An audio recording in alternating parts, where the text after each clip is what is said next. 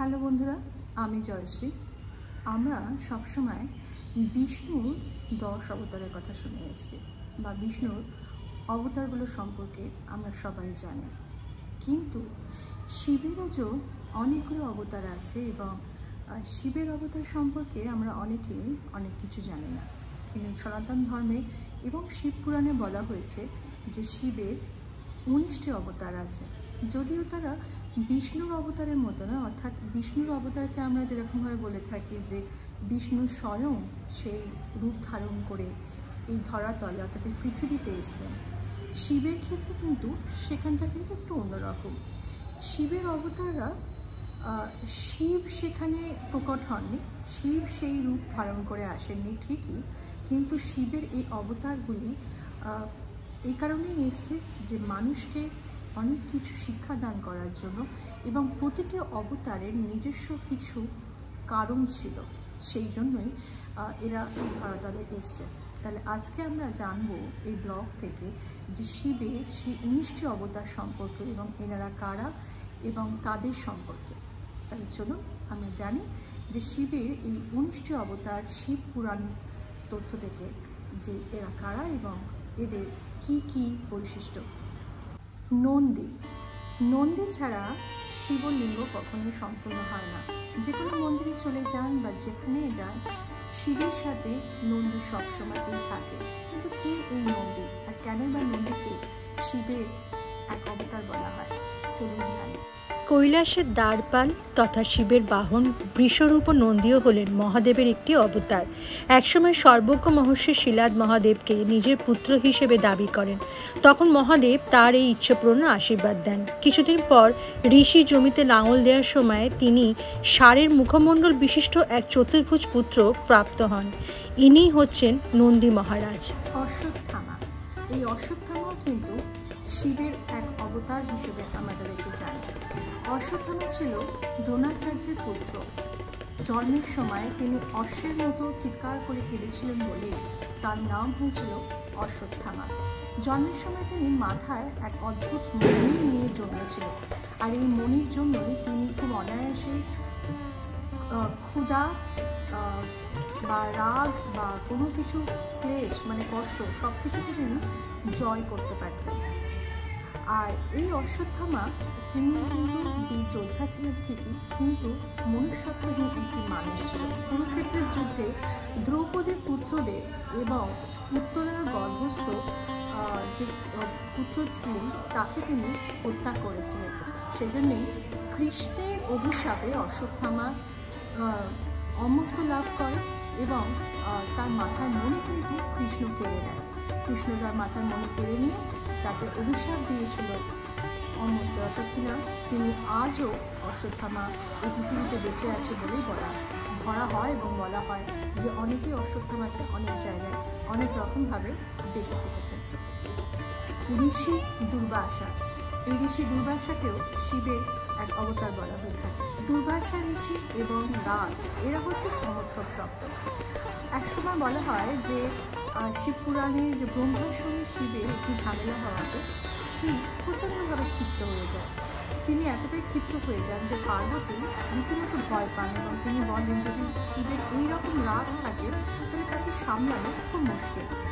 সেই জন্য শিব তার ক্রোধকে এক মুনির পত্নী অনুসূয়ার গর্ভে তিনি সেই ক্রোধকে দিয়েছিলেন এবং সেই ক্রোধ থেকেই জন্ম হয় ঋষি দুর্বাসা। সেই জন্যই দুর্বাসা ঋষি আর রাগ দুজনেই সমর্থক শব্দ। ভগবান শিবের অন্যতম অবতার হলেন বীরভদ্র। দক্ষযজ্ঞে শিবের সম্পর্কে দক্ষের কুৎসা ও নিন্দা শুনে যজ্ঞের আগুনে নিজের প্রাণ আহুতি দেন সতী। সতীর প্রাণত্যাগের কথা শুনে তীব্র ক্রোধে মহাদেব নিজের জটা থেকে চুল ছিঁড়ে সৃষ্টি করেন বীরভদ্রকে। বীরভদ্র ও তার শক্তি ভদ্রকালী তাদের বহু সহচর ও সহচরীর শক্তিকে সঙ্গে নিয়ে দক্ষযজ্ঞ লণ্ডভণ্ড করে দেন এবং বীরভদ্র দক্ষের শিরচ্ছেদ করে তাকে শাস্তি দিয়েছিলেন। যদিও পরে মহাদেব দক্ষের শরীরে এক ছাগমুণ্ড স্থাপন করে প্রাণ ফিরিয়ে দেন।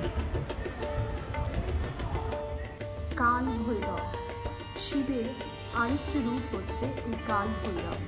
এই ভৈরবকে আমরা দেখে এসেছি যে মাতার যে 10টি মহাবিদ্যা তাদের রক্ষক হিসেবে কিন্তু এই ভৈরবের নানা রূপ। আবার এই ভৈরবের কিন্তু 64টি রূপ রয়েছে। কিন্তু এই কাল ভৈরব কীভাবে সৃষ্টি হলো চলুন সেটা জানি। মহাজগতে বিশেষ স্থানগুলি রক্ষা করার দায়িত্ব রয়েছে ভৈরবের ওপরে। ভৈরবের মোট সংখ্যা 64 এবং এই 64 জন ভৈরব আবার 8টি শ্রেণীতে বিভক্ত। এই 8টি শ্রেণীর প্রধান 8 জন ভৈরবকে বলা হয় অষ্টাঙ্গ ভৈরব। ভৈরবগণ মূলত শিব মন্দিরের রক্ষাকর্তা হিসেবে বিবেচিত হন, তবে এর পাশাপাশি দেবী সতীর শক্তিপীঠগুলোর রক্ষক হিসেবেও নিযুক্ত রয়েছেন একজন ভৈরব। তাই শক্তিপীঠ মন্দিরের আশেপাশে দেখতে পাওয়া যায় ভৈরব মন্দির। দধিচি মুনি ও সর্চার সন্তান ছিলেন পিপ্পলাদ। গ্রহরাজে শনিদেবের বক্র দৃষ্টি ছিল এই পরিবারে। বৃত্তাসুরের অত্যাচার থেকে দেবতাদের রক্ষা করতে দধিচি মুনি নিজে দেহত্যাগ করেন, কারণ তার অস্থি দিয়ে নির্মিত বজ্রতেই বৃত্তাসুরের বিনাশ সম্ভব। বড় হয়ে পিপ্পলাদ যখন জানতে পারেন যে শনিদেবের কুদৃষ্টিতে তার পরিবারে এই করুণ পরিস্থিতি হয়েছিল, তখন তিনি শনিদেবকে নক্ষত্রপথ থেকে বিচ্যুত হয়ে যাওয়ার অভিশাপ দিয়েছিলেন। পরবর্তীকালে দেবতাদের অনুরোধে পিপ্পলাদ শনিদেবকে এই শর্তে ক্ষমা করেন যে 16 বছর বয়স পর্যন্ত শনিদেব কাউকে ক্ষতি করতে পারবেন না।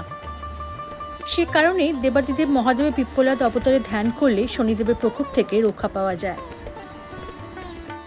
সরভ, এই অবতার পরিচিত নাম সর্বাবতার নামে। মানুষ, সিংহ ও পাখির সংমিশ্রণে এই অবতার। হিরণ্যকশ্যপকে বধ করেও যখন বিষ্ণুর অবতার শ্রী নৃসিংহদেবের ক্রোধ প্রশমিত হচ্ছিল না, তখন জগৎ সংসারে ধ্বংসের উপক্রম হলে ভগবান শিব সরভ অবতার ধারণ করেছিলেন। এই অবতারে তিনি শ্রী নৃসিংহদেবকে শান্ত করেছিলেন। মহাদেবের অন্যতম অবতার হনুমান।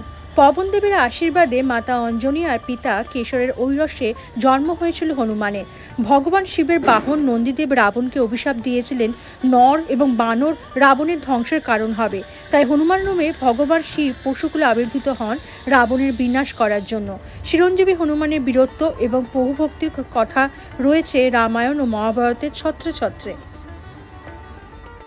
গৃহপতি, এনার 12 বছর বয়স অব্দি আয়ু ছিল এবং গৃহের দশার জন্য এনার গৃহে অনেক অশান্তি ছিল। কিন্তু গৃহপতি বিচলিত মা বাবাকে জানালো যে মহাদেবের তপস্যা করে সে সব বিপদ খণ্ডন করবে। সেই মতো বালক গৃহপতি গঙ্গা তীরে মাটি দিয়ে শিবলিঙ্গ নির্মাণ করে তপস্যা শুরু করেন।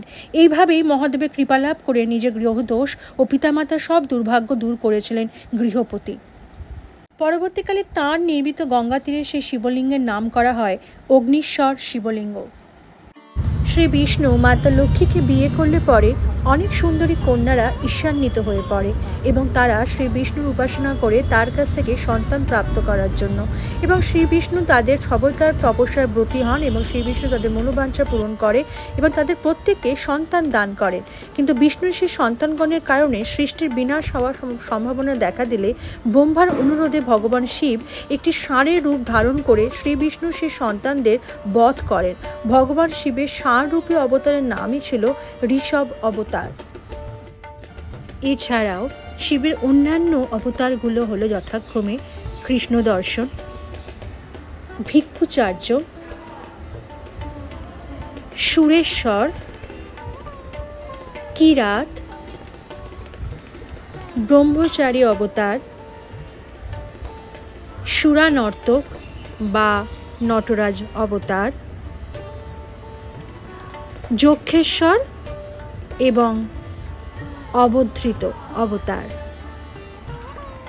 তো আজকে এই ব্লগ থেকে আমরা জানলাম যে শিবের অবতার। দেখুন আমি এখানে বসে বসে বলছি আর ওইখান থেকে আমি নেউল সামনে দিয়ে যাচ্ছে, আর কেন যাচ্ছে তার সাথে কী যাচ্ছে সেটা আপনাদের আর বললাম না, কারণ নেউল আর সাপের লড়াই আমরা জানি। এখন বর্ষাকাল, বাইরে বৃষ্টিও পড়ছে, আর আমি একদম শিবলিঙ্গের সামনে এই মন্দিরে বসে আপনাদেরকে এই ব্লগটা করছি। শিবের এই অবতারগুলো আমি আপনাদের সঙ্গে আজকে বিশ্লেষণ করলাম আজকের ব্লগ থেকে। তো আপনাদের কেমন লাগলো আমাদের অবশ্যই জানাবেন। ফার্স্ট টাইম যদি আমার চ্যানেল দেখেন প্লিজ সাবস্ক্রাইব করতে ভুলবেন না, লাইক করতে ভুলবেন না। আপনাদের লাইক আমাদের অনেক বেশি মোটিভেট করে, আর শেয়ার করবেন অবশ্যই। কমেন্টে জানাবেন কেমন লাগলো, কী ধরনের ভিডিও আপনারা দেখতে চাইছেন। আমি আজকে আসি, সবাই ভালো থাকবেন।